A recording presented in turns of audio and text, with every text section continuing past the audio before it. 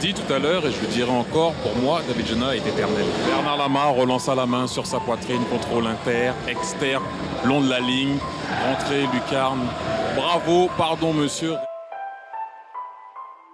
Nous sommes en mars 1999 dans le nord de l'Angleterre. Une fin d'hiver plutôt maussade pour les Spurs de Tottenham qui galèrent en Première Ligue et qui viennent d'enchaîner en février 7 matchs nuls consécutifs avec seulement 2 petits buts marqués. Heureusement pour l'équipe de George Graham, la FA Cup réchauffe un peu les esprits et le club londonien m'est arrivé jusqu'en quart de finale grâce notamment à son ailier français qui, quand il le souhaite, se met à faire des merveilles.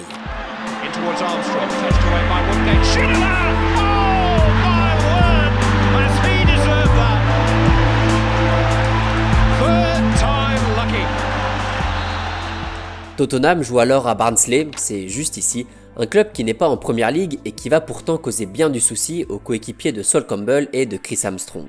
Le match traîne, ça fait toujours 0-0, les adversaires sont même réduits à 10, mais toujours aucun but des deux côtés. Dans ce petit stade bien à l'anglaise et qui commence à se réchauffer, les Spurs n'y arrivent pas.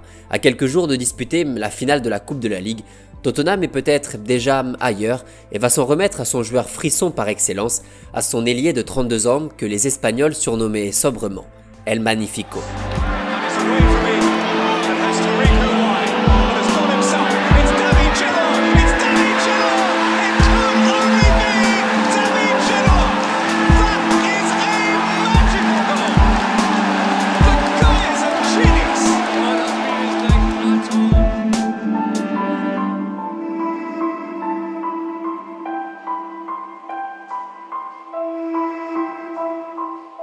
David Ginola est peut-être le joueur le plus classe des années 90 et selon Johan Cruyff à l'époque, le meilleur joueur du monde. David Ginola n'a pas marqué l'histoire du football français comme d'autres l'ont fait avant et après lui, et pourtant son élégance naturelle et ce toucher de balle soyeux ont fait rêver pas mal de monde en France et ailleurs. L'histoire de Ginola est celle d'un mec bourré de talent, d'un mec au style de jeu absolument magnifique, mais qui a mis quelques années avant d'exploser au plus haut niveau. À Toulon, au Racing, au Stade Brestois, David n'est pas devenu Ginola en quelques matchs et a galéré pendant de longues saisons avant d'être celui que toute la France a connu. C'est même pas un joueur qui est souvent revenu dans les commentaires, c'est même pas quelqu'un auquel on pense forcément pour un compte de foot, car justement, Ginola est en quelque sorte un géant un peu oublié. Comme Eric Cantona, il a su trouver son public ailleurs, comme le roi de Manchester. Son talent a parlé pour lui dans un autre grand pays de football. Un appel de Ginola qui est servi dans la course et qui ouvre et qui marque. Oh, superbe frappe de David Ginola. Quand David Ginola débarque au PSG en 92, ce n'est pas une énorme star planétaire, loin de là. C'est un ailier prometteur qui a fait de belles choses avec le Stade Brestois et qui a déjà connu sa première sélection en bleu. À l'époque où l'OM et le PSG commencent à se taper dessus, les deux clubs se battent aussi pour recruter Ginola qui choisit finalement de rejoindre le Paris Saint-Germain. Là-bas, évidemment, tout va changer pour le jeune ailier français qui, bon mine de rien, a déjà 24 ans et qui en quelques mois devient l'une des pièces principales de l'équipe. En 93, il marque en finale de Coupe de France, il est élu par France Football comme le meilleur joueur français de l'année et surtout, il exporte son nom à l'étranger lors d'une soirée mémorable contre le Real Madrid.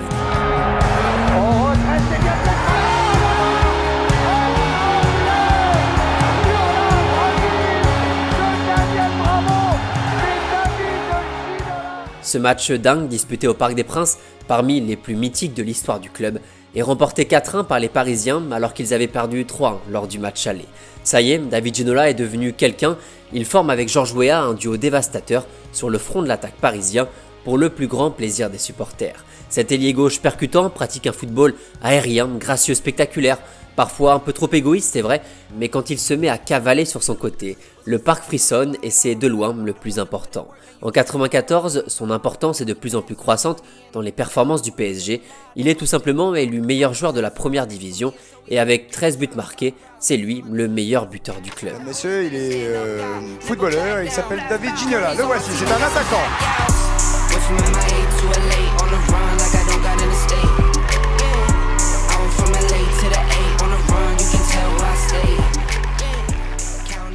Des buts, des passes D, du dribble, le Parisien est insaisissable et va continuer à briller dans ce collectif du PSG qui tourne de mieux en mieux, avec notamment l'arrivée du Brésilien Rai il y a quelques mois.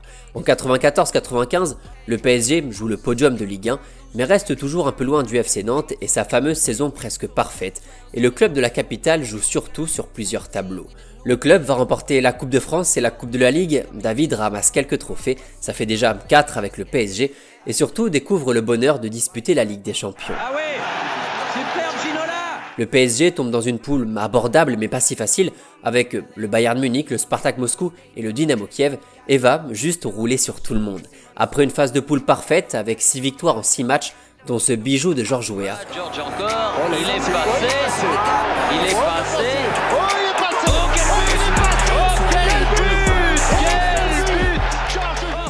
Les Parisiens se qualifient pour les phases finales contre le FC Barcelone. Les Parisiens vont finir par se qualifier contre le Barça de Johan Cruyff et la bande à Lama, Comboiré, Guérin, Bravo, Weah, Rai et Ginola se qualifient pour les demi-finales d'une compétition européenne pour la 3e année consécutive. Et c'est fini! Oh, bravo le Paris Saint-Germain! Bravo les Parisiens! Superbe! Bon, le PSG va se faire retourner contre le champion en titre milanais en demi-finale avec un Ginola qui, à l'image de son équipe, a été un peu en difficulté pendant les 2 matchs. Nous sommes donc à la fin de la saison 95 et si le rêve de Ginola de jouer pour le Barça est tout proche de se concrétiser, les quelques mois restants de l'arrêt Bosman va l'en empêcher et le Français doit forcément aller chercher ailleurs.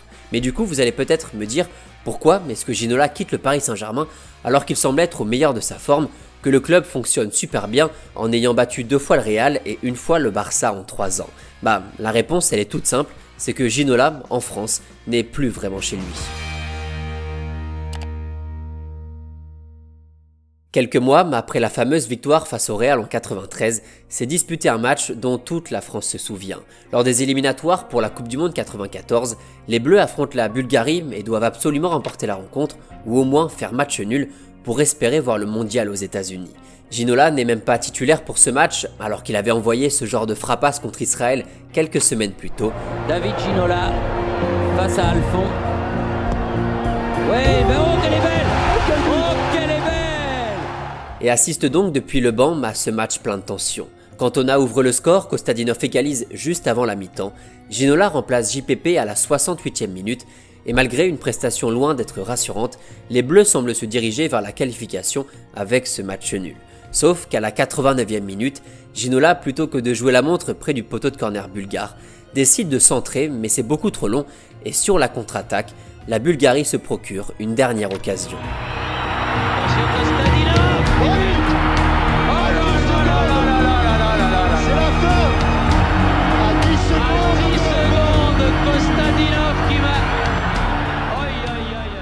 Suite à une prestation catastrophique des Bleus, l'attaquant du Paris Saint-Germain est tenu pour seul responsable du naufrage collectif de l'équipe de France. De manière très injuste, Gérard Houllier, le sélectionneur des Bleus, en fait son bouc émissaire préféré et quelques heures seulement après l'élimination, il invective David Ginola. Un crime contre la cohésion et l'esprit d'équipe. À partir du moment où un joueur ne respecte pas le groupe, ne respecte pas la solidarité du groupe ou la menace, à un moment aussi important que celui-là, je dis c'est grave. Ne cherchez pas l'élimination, elle est là, elle est dans ce dernier ballon qui vole entre le point de corner et le but de Bernard Lama. Après cet épisode qui pendant très longtemps va résumer sa carrière, Ginola est régulièrement sifflé en dehors du Parc des Princes, il est rappelé quelques fois en équipe de France mais toujours dans un rôle de remplaçant. Du coup, en 95, le Français décide de partir à l'étranger et rejoint l'équipe de Newcastle en Angleterre dans l'espoir d'un nouveau départ.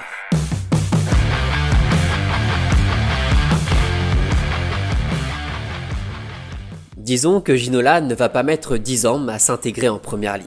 Dès le premier mois de compétition, il est désigné comme le meilleur joueur du championnat et participe à la magnifique saison des Magpies qui caracole en tête du classement presque toute la saison. Malheureusement, les Red Devils de l'autre Frenchie, Eric Cantona, reviennent à grande vitesse et Newcastle doit se contenter de la médaille d'argent. Même si Les Ferdinand est le meilleur buteur du club, le joueur préféré des supporters est bien français, il régale St James Park à chacune de ses accélérations et à chacune de ses folies.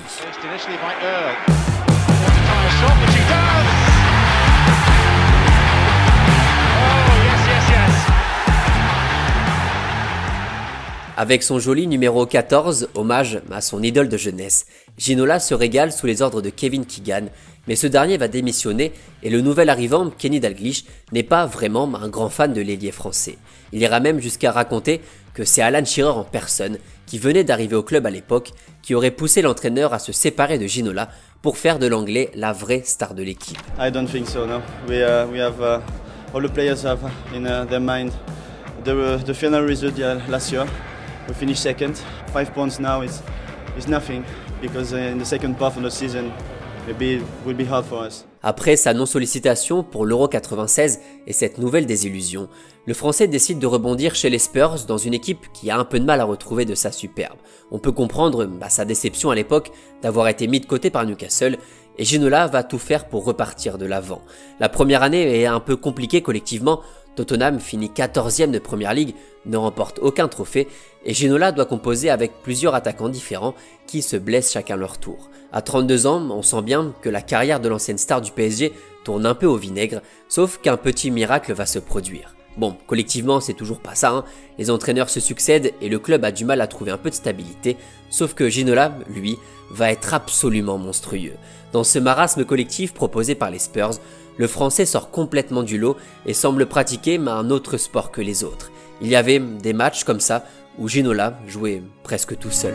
In a certain way, I don't see football entertaining as much as it did in the past. I can see that football is very concerned about the fact that tactically we are more concerned about being close in very tactical battles rather than giving the opportunity and the freedom for creative players to express themselves to the best. And that's my concern. I will not mind to pay people a lot of money if every weekend I jump from my seat and I say, because I can't do that. Tottenham termine seulement 11e de PL, mais ça n'empêche pas le Français d'être élu par les journalistes et par les joueurs comme étant le meilleur joueur de Première Ligue de la saison. Pour info, c'était le premier et toujours le seul joueur de l'histoire du championnat anglais à recevoir ce trophée alors que son équipe n'est même pas dans le top 4. On remarque aussi sa vision du jeu et sa qualité de passe exceptionnelle. Ginola la joue tellement décontractée que tout ce qu'il fait paraît assez facile. Et comme quoi, David savait aussi faire de très beaux centres. Les Spurs filent quand même en finale de la Cup et remportent aussi la Coupe de la Ligue, avec au passage ce quart de finale contre United où Ginola fait du Ginola.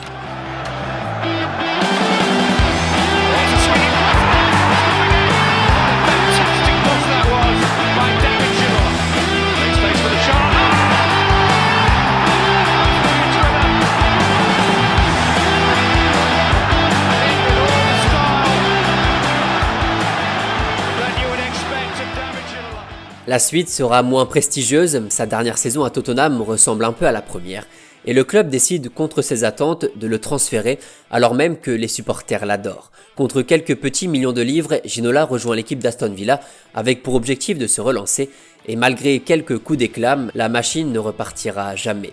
Une quarantaine de matchs là-bas, quelques jolis buts, et puis un transfert presque insignifiant à Everton, histoire de continuer à taper la balle. Une fin de carrière sans trop de saveur donc, mais avec au moins quelques traits d'humour grâce à ce bon vieux Paul Gascoigne.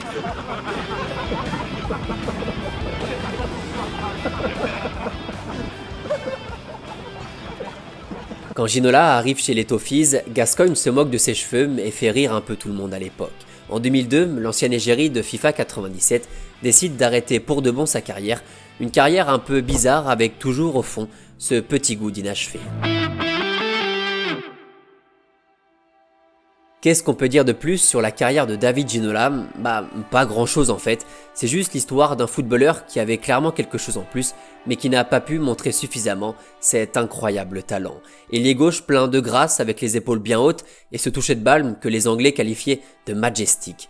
Ginola prêchait le beau football et souvent les supporters le suivaient. Alors oui, sa carrière aurait pu être plus marquante, notamment au niveau des trophées, mais on n'oubliera pas les années parisiennes marquées par les aventures en Europe et son passage de prince au pays de la reine. Avec El Magnifico, c'est pas juste une histoire de classement de meilleur joueur, de meilleur ailier, c'était juste un joueur qui, en l'espace de quelques mètres, pouvait faire une différence folle et charmer tout un public à ses côtés. D'ailleurs, les supporters des Spurs allaient au stade comme s'ils allaient au cinéma. Le prince de Shrek volait sur le côté gauche, il jouait un peu tout seul certes, mais dégageait cette classe qui plaisait fortement en Angleterre. Si tu n'avais pas réussi comme tu as réussi, Cantona et les autres, ça aurait été beaucoup plus difficile pour nous, alors merci. La famille royale avait déjà couronné un roi, Frenchy, le King de Manchester, mais elle a dû faire un peu de place pour le prince, le magnifique Monsieur David Ginola. Lui qu'on disait trop petit mais trop maigrichon quand il était adolescent, lui qui a vu les portes du football se refermer quand l'OGC Nice lui avait refusé l'entrée au centre de formation, a pris sa revanche quelques années plus tard. Ginola était aussi un véritable panneau publicitaire. Le beau gosse du PSG a conquis tout le monde, y compris le portefeuille des marques. It's our favorite coffee. It's so smooth. Facile à coiffer. Pour moi, c'est le meilleur shampoing au monde. Oh, yeah. Of course. Mi-footballeur, mi-acteur, Ginola jouait partout et jouait plutôt bien. On gardera en souvenir cet ailier dont la carrière a basculé un soir de novembre 93. Le centre était peut-être un peu long, c'est vrai, mais la rancœur a traîné aussi pendant trop longtemps, et David a fini par manquer le train de cette nouvelle génération 98. Ginola est une légende du PSG, a failli remporter la Première Ligue avec Newcastle et fait désormais partie du panthéon des Spurs, choisi par les supporters. C'est dire aussi l'impact qu'il a laissé un peu partout. Même si sa carrière a commencé à Toulon et au Racing, David a bien choisi le football et pas le rugby, pour devenir l'un des joueurs les plus en vogue des années 90. Cantona, Ginola, Henry, les trois seuls Français à avoir été élus meilleurs joueurs de Première Ligue. Merci messieurs d'avoir exporté nos talents ailleurs et d'avoir fait briller le football français là-bas. À Saint-James ou contre le Real en 93, pour son explosion aux yeux du monde et pour aussi sa fin précipitée. À Goodison pour les adieux ou à Paris pour les premières. Avec Ginola, le parc y est toujours pour quelque chose. It's David Ginola.